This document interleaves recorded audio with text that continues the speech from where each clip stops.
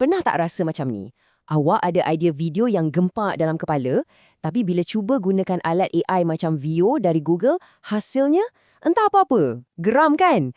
Sebenarnya, kuncinya bukan pada alat tu, tapi pada cara kita memberi arahan atau prompt. Jom kita dalami cara untuk kuasainya.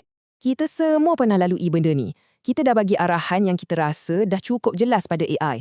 Tapi, video yang keluar tu lari jauh betul dari apa yang kita bayangkan. Rasa macam AI tu tak faham langsung visi kita kan? Okey, sebenarnya masalahnya tu bukan dekat AI tu sangat, tapi cara kita bercakap dengan dia. Dalam dunia video AI ni, arahan atau prompt yang kita bagi tu bukan setakat teks biasa tau. Ia dah jadi macam skrip, arahan pengarah dan kerja kamera. Semua dalam satu. Kalau kita kuasai yang ni, kita kuasai segalanya. Jadi, untuk betul-betul kawal AI, ni ada dua alat utama yang kita kena faham. Arahan mudah dan arahan terperinci. Dua-dua ni penting, tapi kena tahu bila nak pakai yang mana satu. Okey, jom kita tengok alat yang pertama. Kita boleh bayangkan ia sebagai tukul besi kita.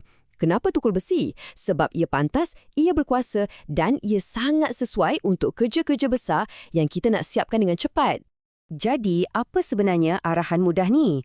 Senang cerita, ia arahan yang straight to the point. Contohnya macam tambah muzik atau potong klip ini. Tak payah fikir banyak, AI terus buat je apa yang kita suruh.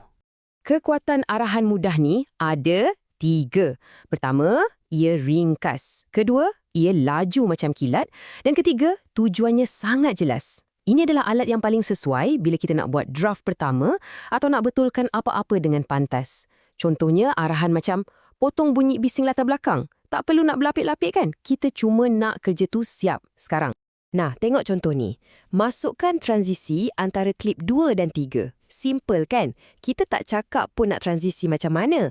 Biar AI je pilih yang standard. Yang penting, kerja jalan. Cepat dan mudah. Itulah kuasa si tukul besi ni.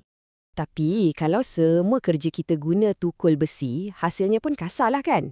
Macam mana pula kalau kita perlukan ketepatan yang lebih halus, macam kerja seorang pakar bedah? Kat sinilah alat kedua kita memainkan peranan. Arahan terperinci. Ini bukan lagi tukul besi, ini skalpel kita. Arahan terperinci ni lain sikit. Dia bagi AI konteks kreatif. Kita bukan sekadar bagi arahan, tapi kita seolah-olah jadi pengarah seni. Kita bimbing AI tu tentang mood, tentang rentak dan tentang gaya spesifik yang kita nak capai. Jadi, bila kita nak keluarkan scalper ni, gunakannya bila kita nak hasilkan sesuatu yang ada estetik tertentu.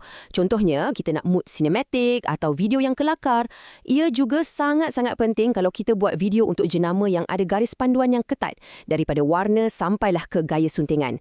Masa inilah ketepatan tu jadi segala-galanya. Cuba tengok bezanya dekat sini. Arahan ni bukan setakat tambah tajuk, tapi ia tentukan macam mana tajuk tu masuk, jenis font apa nak guna, malah siap ada kesan visual yang kena padan dengan warna jenama. Inilah yang kita panggil kawalan kreatif sepenuhnya. Dan kita boleh pergi lebih detail lagi tau, sampai ke tahap tentukan rentak, berapa saat nak zoom, malah tona warna video tu macam mana. Perincian macam ni lah yang bezakan video biasa-biasa dengan video yang nampak profesional. Jadi, kesimpulannya apa? Inilah dia, perbezaan utama antara dua-dua ni. Kelajuan lawan ketepatan.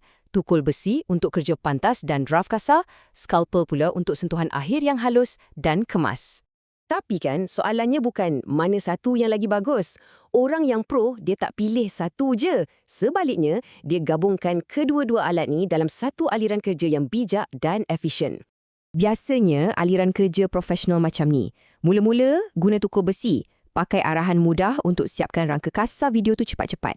Lepas tu, baru keluarkan skalpel. Guna arahan terperinci untuk perhalusi setiap suntingan, gaya dan visual.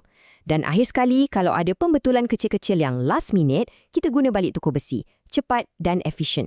Bila kita pandai bertukar-tukar antara dua jenis arahan ni, kita dapat yang terbaik dari kedua-duanya. Kita boleh bekerja dengan pantas untuk kekal tangkas, tapi hasil akhirnya tetap nampak profesional dan kemas. Semua ini membawa kita kepada satu perkara yang paling penting. Sebenarnya, teknik-teknik ni bukan pasal nak bagi AI ambil alih kerja kita, bukan. Ia adalah tentang macam mana kita sebagai pencipta boleh dapat lebih banyak kawalan. Kitalah pengarahnya. Okey, jadi apa yang kita kena ingat? Senang je.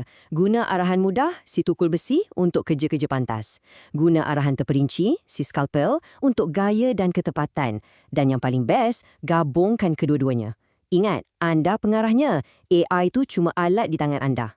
Ini membuatkan kita terfikir satu soalan yang menarik kan? Dalam zaman AI yang serba canggih ni, adakah prompt atau arahan itu sendiri dah jadi macam berus lukisan untuk pelukis atau kamera untuk jurugambar? Adakah ia alat seni yang baharu? Sesuatu untuk kita fikirkan bersama.